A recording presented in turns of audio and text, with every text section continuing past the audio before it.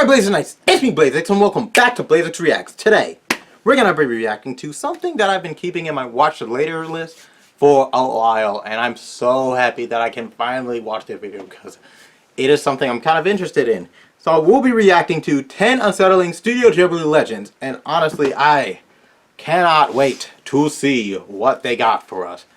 Mainly because when it comes to horror stories, oh, some of them are good.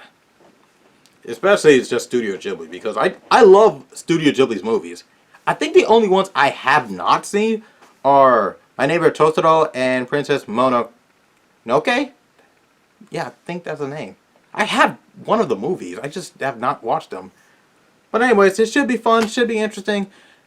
And I'm a little nervous about what I'm going to see, so without further ado, let's get into the reaction. Want to go check out the channel? The link will be down below. Want to go check out the original video itself? Above, go check it out. Let's jump right in. Without further ado, Blazeix Reacts. Let's blaze into action.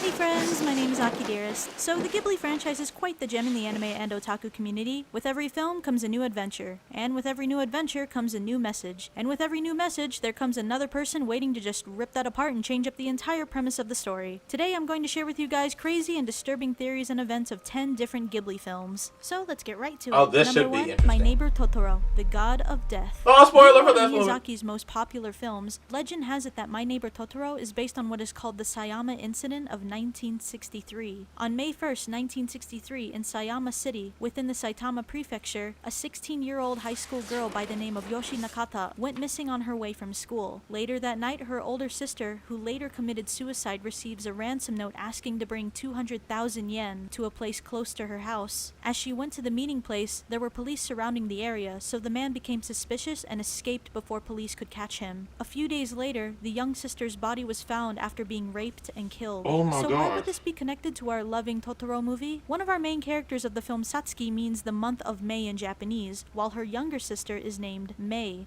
which is said in English as the same month. The setting of our film takes place in Tokorozawa City, which is next to Sayama City, the town where the incident took place. This would make a lot of sense to call our setting as My Neighbor. In the beginning of the movie, the box and the old lady is seen labeled as Sayama tea. Rumor has it that the ransom between the kidnapper and older sister was made in a tea field. When May was kidnapped, the old lady next door finds a slipper near a lake. Fearing that she may have drowned, Satsuki supposedly says that it isn't May's. She then goes to our beloved Totoro pleading for him to bring her to wherever May is. So what if May actually did drown? Then in a sense, Totoro sets off to reunite our two protagonists in the afterlife. Totoro then takes Satsuki to the cat bus, and before the sign changes to May, we see the kanji that translates to path to the graveyard. So I guess we can say that Totoro is our angel of death, and the cat bus is the Grim Reaper. Satsuki then spots May by 6 Jizo statues. These statues are common in Japan and are very commonly seen in cemeteries and are believed to protect children in the underworld. At the end of the movie, the sisters are reunited and they sit on a tree with Totoro watching their mother from a distance rather than personally going to see her. Is this implying that they're already dead? The mother then quotes this.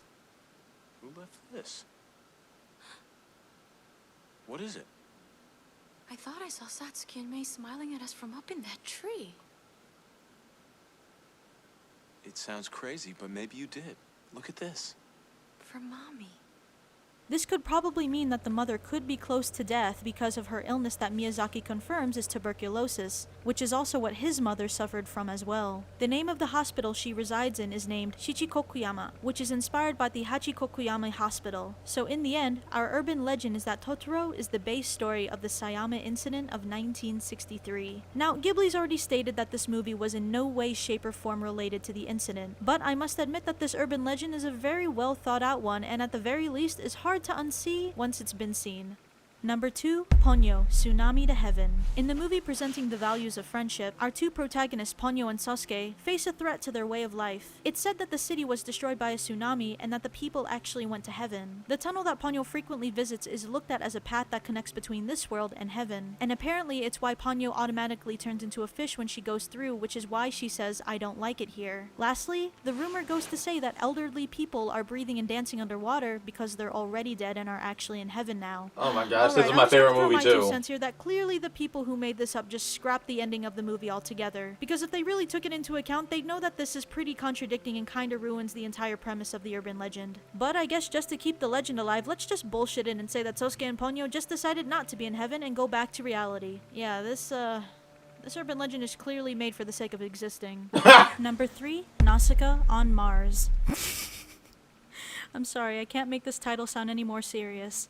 Okay, so the theory for this one is actually kind of funny in my opinion. The theory for Nausicaa says that apparently the entire movie actually takes place on Mars, and that all of the life forms originate from there as well. Since Mars only has a third of the gravitational force as Earth, it apparently makes it easier to use wind as a primary source of energy. On Earth, it's said that humans eventually lost their land and way of living due to being surrounded by the toxic seas and jungles. The wars that took place caused the land to turn into vast deserts, and the story of Nausicaa is said to be based on the memories of what happened. Ugh. Okay, really? Mars? That's not even remotely interesting even if this was an urban legend. To be honest, that kinda sounds a lot less interesting than the original story itself. They clearly just said it in the movie that they're on Earth. But I don't understand who could have polluted the entire Earth. You discovered this. Whatever, let's just see what's next. Number 4, Grave of the Fireflies, a purgatory nightmare. The legend goes that the movie is more than just the life retelling of Seita and Setsuko's life, but also a story of a never-ending nightmare that the siblings are already dead, seeing their memories over and over again, reliving every wrong turn and every beautiful and terrible thing that led up to their passing. Okay, so the thing about this urban legend is that it's kind of true and already given. We obviously know that Seita and Setsuko in these shots are dead and are watching themselves. That's just the artistic value in the entire movie. The only thing that is surprising to me that actually didn't cross my mind is the possibility that they are in fact in a repeating loop in purgatory, where they are to forever witness their mistakes. And now that, ladies and gentlemen, is depressing. Just when you think they finally get their peace for being together in the afterlife, they have to go through the same exact thing over and over again for the rest of their lives. Oh, that's horrible! To be exact. And to that, I say, fuck that shit. Number 5, Whisper of the Heart, Suicide Syndrome. Whisper of the Heart is the romantic tale between two teenagers, Shizuku and Seiji, that develop and bloom into a beautiful coming-of-age story. While most adults familiar with this movie watch it with a little bit of nostalgia, some took it a little bit more seriously. Some users in Japan started making forums and discussion boards after the rerun being aired. On these forums, there were groups of people that got together shouting their pain and despair to the world. Now, what caused this sudden action, you may ask? Well, Whisper of the Heart was actually released in 1995 in theaters, and almost anyone during that time who went to the premiere were about the same age as the characters. But now, after watching that movie again, that same audience is now reaching their 30s, which is the age where people become more exposed to many cruel realities of adulthood. And let's just say that watching a movie about two adolescent kids developing a romantic relationship didn't exactly make them feel any better about where their lives ended up. Later, a message board thread was then created with the title that translates to Whisper of the Heart Suicide Center. Here, a variety of messages and comments said things like, "See you guys in the afterlife," or "I feel like I wasted my youth," or even "Time has passed us by." Number 6, Porco Rosso, The Flight Company. The film of Porco Rosso tells the life of a freelance bounty hunter chasing air pirates in the Adriatic Sea who was cursed into an anthropomorphic pig. Porco Rosso at first began as a short film project for Japan Airlines, but eventually grew into a full-fledged film, though Japan Airlines still became a huge contribution to the film's sponsorship. Now, Miyazaki absolutely loved the scene of flying and destroying other airplanes.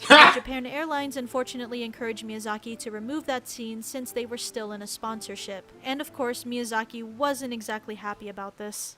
Number 7, Kiki's Delivery Service, The Yamato Controversy. Like Porco Rosso, Kiki's Delivery Service was heavily sponsored by a delivery company named Yamato Transport. The Japanese title for Kiki's Delivery Service is Maho no Takubin. Takubin was actually a word created by the Yamato company when they started out their door-to-door service. The logo for Yamato also uses the black cat as its mascot, and the reference is pretty obvious here. Before the movie was created, controversy struck between the Yamato Transport and the original author of the book who used the word Takubin without permission. Luckily though, because the movie did so well, Yamato was like, "Okay, you cool man, you cool," and sponsored the movie.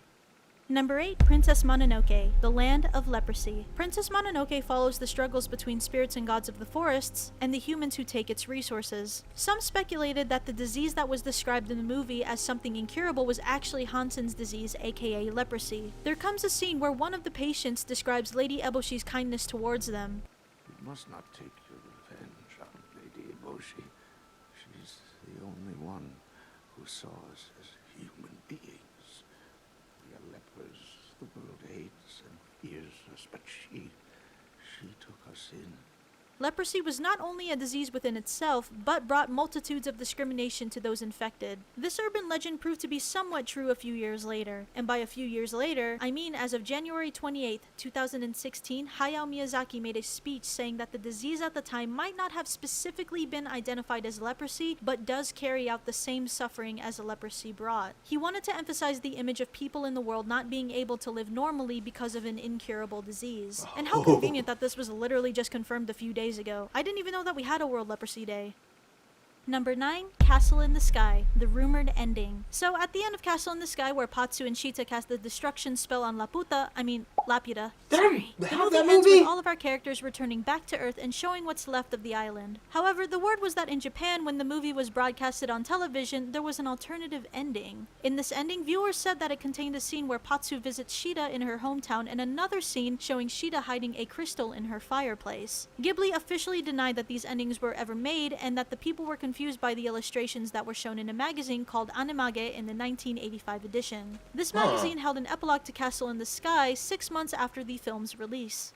Number 10, Spirited Away, the insight into the sex industry. One of Ghibli's most popular films takes us into Chihiro's adventure through the spirit world to work for the release of her parents. Although this film does truly remain as a story of a girl finding courage within herself, there does exist a secret backstory to this. And that is the inevitable truth that this movie was actually an allegory for prostitution in Japan. Let's quickly look through the clues here. The first clue is that Chihiro changes her name to Sen. A woman changing her name was very common in the sex industry and is still practiced today in brothels of other cultures as well. In Japan, this is called genji.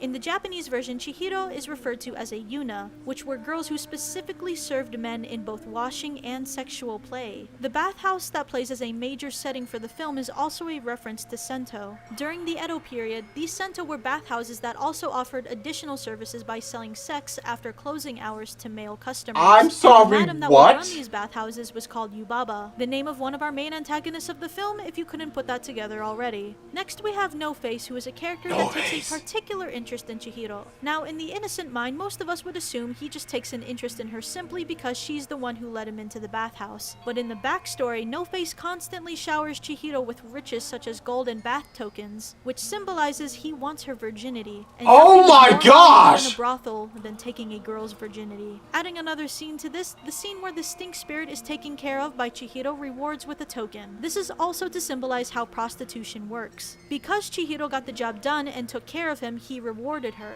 When Hayao was asked about this, Miyazaki stated that he believed that the most appropriate way to symbolize the modern world is through the sex industry, and that Japanese society has become like the sex industry itself. It's also weird to think that Spirited Away was originally something Miyazaki came up with while camping with his friends and family.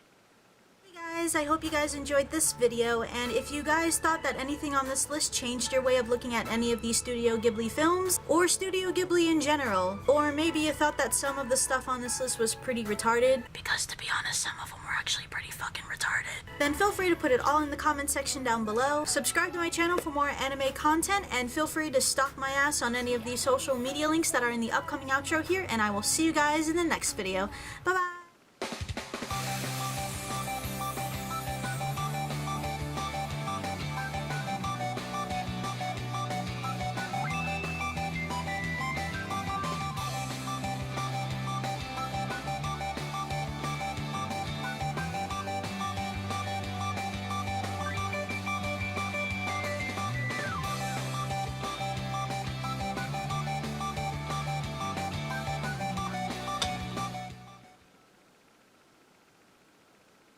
Well then,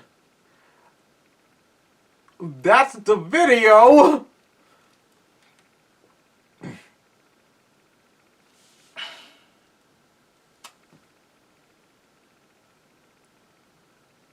I don't know what to say. Because I thought, so, look, I saw this years ago, and I didn't touch it until, like, now, because I didn't think I was going to have a reaction channel. But now that I did, I really wanted to watch the video, because it had No Face on the thumbnail. I was like, are we going to learn about No Face? I thought it was going to be like, oh, No Face is like a yokai that existed as, like, a spirit that was just following. being the main character in Spirited Away, and was like a real spirit that did all this stuff. Because in the movie, he definitely took an interest. I didn't think it was that, but good lord, I didn't know. I didn't know. I had a hunch, but I didn't know. Oh my gosh. Oh. The sad part is, Spirited Away, Ponyo are like my favorite of all the Ghibli movies. I love. Also, Kiki's Delivery Service. I love all three of those movies. I just, oh, I didn't know that. I didn't know that. I didn't know that. Oh, I don't know if I'm ever gonna be able to watch this movie the same ever again. Oh. Anyways, I do hope you all hang on.